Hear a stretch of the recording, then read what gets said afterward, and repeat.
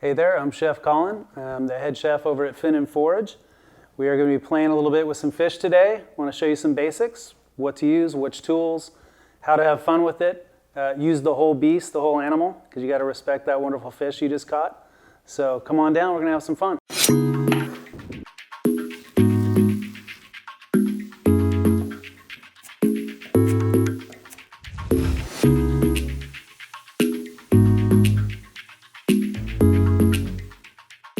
So let's talk about knives. Knives are a big piece of dealing with fish. There's a ton out there. The two big guys that I like to deal with are the German style knives and the Japanese knives. The German knives, the classics, are like Wusthof, Henkel, Messermeister. You're going to spend between $65 and $150 per knife, per chef knife, like for an 8-inch. The Japanese knives, sky's the limit. My favorites are Shun, Miyabi are quite good. You're going to go up close to $400 for each knife. The standby for a lot of us in the kitchen forever has always been Victor Knox, which is the same brand that makes the Swiss Army knives. You can get them for like $30. They'll last you a lifetime. It's a good starter knife just to get the feel for it. That's what I would go for. Some of the other tools we like to use, we're going to be using today, are scissors. You want to spend a little money on your shears. The cheap ones kind of fall apart and don't keep their tightness. So when you're cutting fins and kind of getting through the fish, you want something that's going to hold tight. The German brands, the Henkels, are wonderful. I've also used pruning shears, which are kind of funny. The shears they use when they're clipping out in the garden, because they actually are bolted really tight together. So it works really well for cutting through meats and fish and other things. One of my favorite things in the kitchen is a zester, because it adds flavor. It adds that bit of kick, that little fun, that little something that just, what is that? And it kind of opens up the palate. Tweezers, if you're pulling out pin bones on the larger fish, you're going to need those. Ton of brands out there. These are a Messermeister, but anything will work as far as pulling out the pin bones. So we're going to break down this wonderful oceanic whitefish that we got just last night.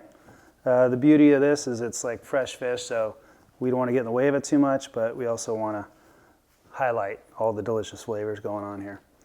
First thing we got to do, we got to take the scales off. So we're going to go against the grain here and just pull toward it. Let me grab my little towel here. And we just pull this way.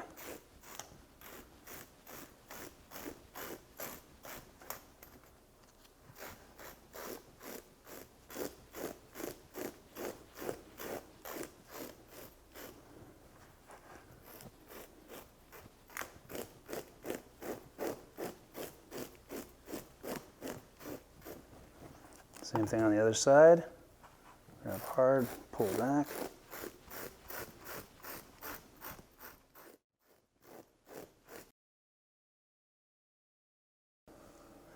All right, so now we're going to gut it. We got all the scales off. And generally we like to start right here at that fin and go back to the tail piece, keeping a shallow cut at about a 30-degree angle, and just a nice, easy trim cut. Yeah, I know, right? Let's work our way back.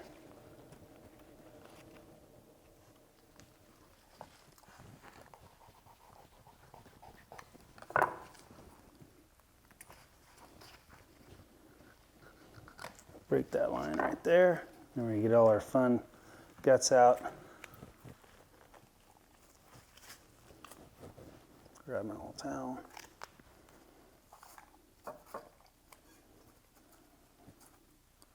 Rinse and roll.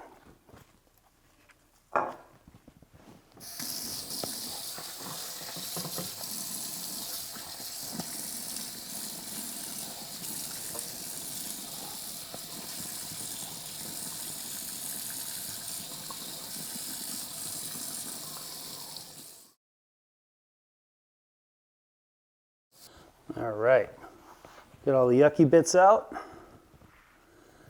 Now we're going to attack the cut. Generally right here behind the fin is where we like to start. That's where our filet goes. Just going to cut right in here. All the way to that vertebrae bone, you'll feel the stop. And I like to make a little cut down the ridge. Down here.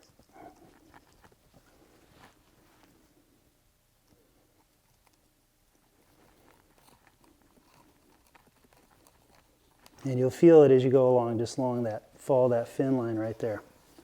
Then once you get that piece in there, you're going to feel a little flex. That's the beauty of the flex. You want to feel that because that'll get the most amount of meat on this fillet. Because you're going to feel the little clicks as you go along with the bone here. Spin that around.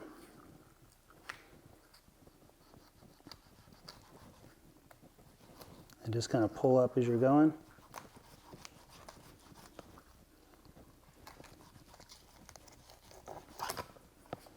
That's your fillet. As we like to use the whole fish here, in a bigger fish you're going to get a lot more meat here.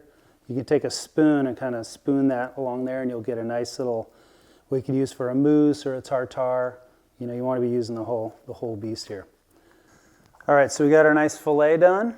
We're going to take just this little piece of belly out where that skin is that held the guts. We're going to slide in right underneath there so you feel that bone line. And you're just going to take the knife, ride that down at an angle this way. And you have that piece there. That'll also go into our stock, add some more flavor, because it's all about layering flavors and using the whole fish. So on these smaller fish, so you can't use your tweezers to pull out the bones, we're just going to do like a little V cut right down the center on each side. Feel to where the bones go, they go to about here. We're just going to do a little cut down that way, that line, and then this line. And again, that's going to add a little more flavor to our stock. We're going to cut these guys up. We're going to have our nice little skin fillets for a sear later. Enjoy. All right, so we had our fish that we filleted. Now we're going to use those bones to add some flavor to our dish as we layer flavors, because it's all about layering flavors. We have some celery, onion, and carrot, mirepoix, the classic trio that we're adding to that. And I always like to just cut up some lemon, throw it in there. And of course a little wine. Wine makes the world go round. All right, so we got some beautiful ramps.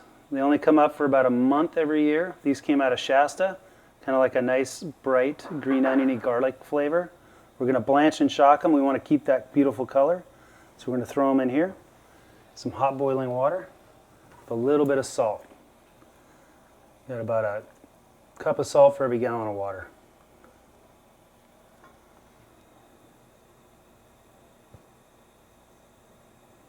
So it's going to go for about 1 minute.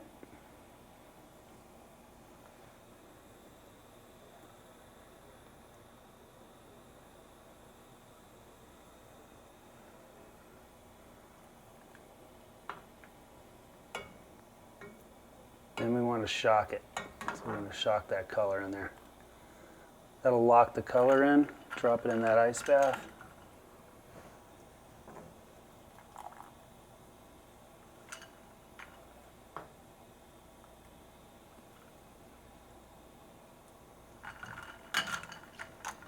Just let that chill out. And then we get our puree for our risotto.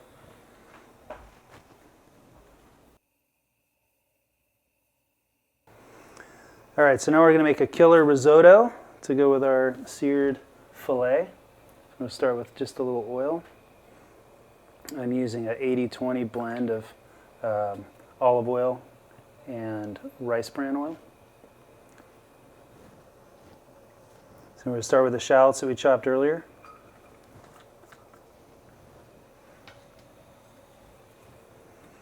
And always using a wooden spoon, otherwise your Italian grandma will slap you with it.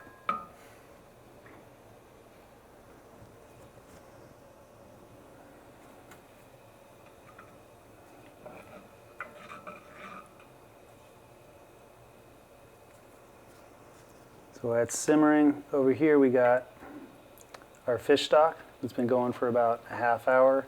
45 minutes is about the top. You're going to get most of the leach out of the flavor, the bones, the flesh. Chicken stocks and veal stocks go longer, but the fish pretty much give everything they're going to give within about a half hour to 40 minutes. I'm going to put this little strainer on it, so as I add that to the risotto to kind of compound the flavors and layer the flavors that we're going to be using.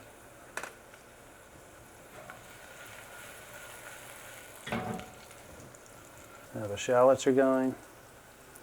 We're going to add about a cup of risotto. Put that in there.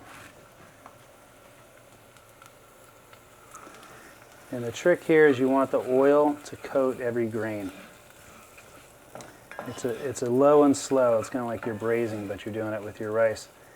And risotto is actually a process. A lot of people think it's the rice or the actual dish, but it's a process. So we're using arborio rice. You could be using a short grain rice. You could be using fine diced potatoes. You could be using black forbidden rice, pretty much whatever you want. And then in that risotto process where you slowly add the stock instead of just topping it off and letting it go. So now we're starting to smell the onions, the shallots I mean. Those will start to flavor the rice. The aromatics are starting to come out. So once that's got toasted a little bit, we're going to add the wine. A little white wine, any dry wine will do. Give it a little quicker. That's not going to go.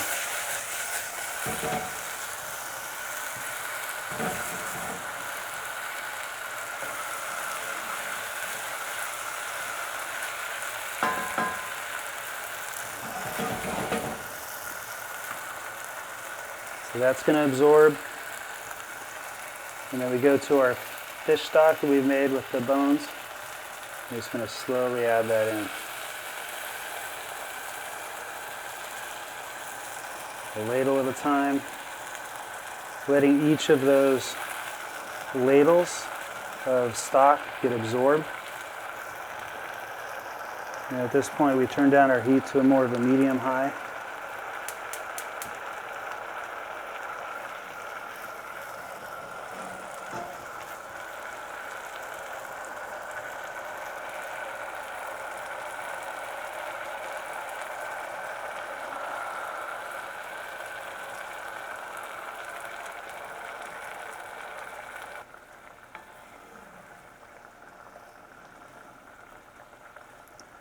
And after each time, giving a little stir and letting that stock absorb into the rice.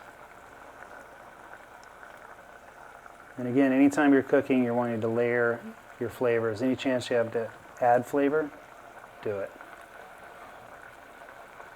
All right, so we got a nice hot pan. I'm using a classic cast iron. We're going to go medium-high. You should see a little smoke coming off of it if you're doing it just right.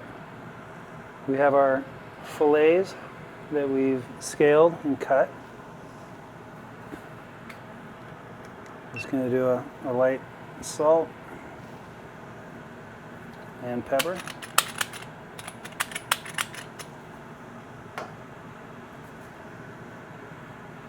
Those are your oil, nice and hot.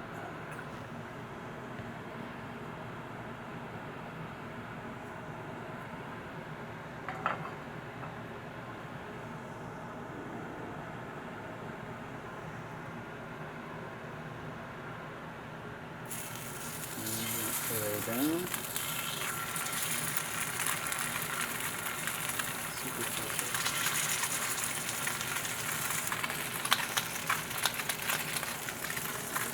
And you let that baby sit. You do not mess with it.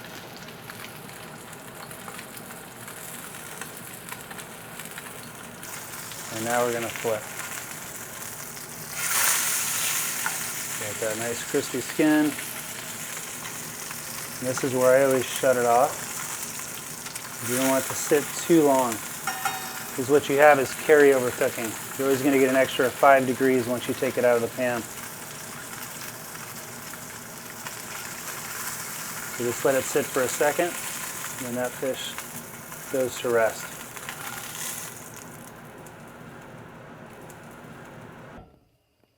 All right, so now we have pretty much all the stock from the fish has been absorbed.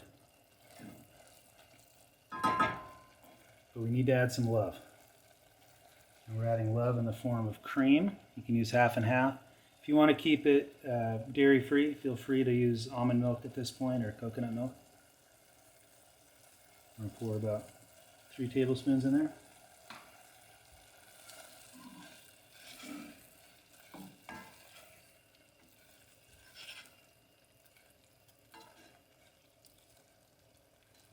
Let that simmer. Then I'm going to add some shredded Parmesan.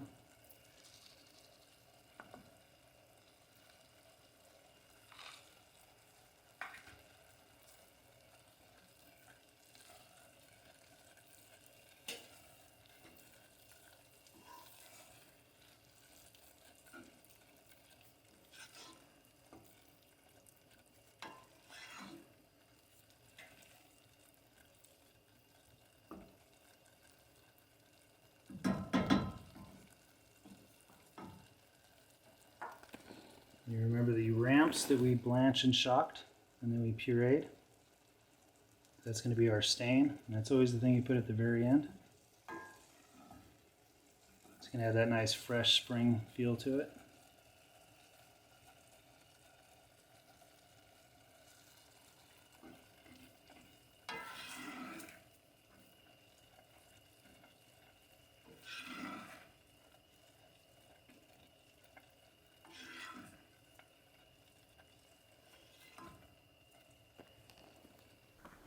All right, so we got all our components. We had our fun. We made our risotto that we stained with ramps. We have our oil that we made and added chili to.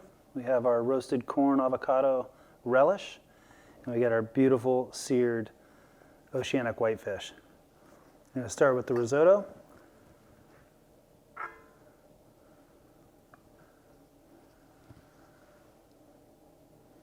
Got our fish going on.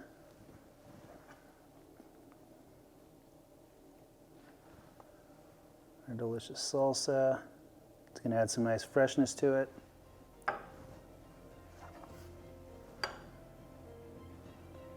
And our oil to kind of give that heat we want to have and brightness. And while I was out, I of course found some beautiful fennel. Spring has been very generous this year. We're taking some fennel pollen seeds.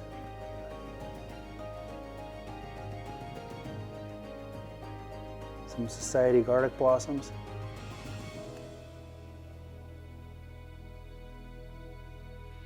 I also found some wonderful flowering arugula out there.